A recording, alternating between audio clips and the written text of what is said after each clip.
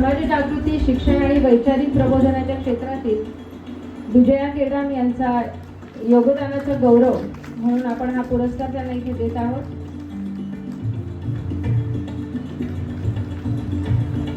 प्राध्यापक गेडाम यांची अनेक पुस्तके प्रकाशित झालेली आहेत. त्यांच्या मार्गदर्शनाखाली गोंडवाना विद्यापीठ गडचिरोली अंतर्गत 6 संशोधकांनी PhD पदवी संपादन केलेली आहे आणि आणखी 6 विद्यार्थी संशोधन कार्य करत आहेत.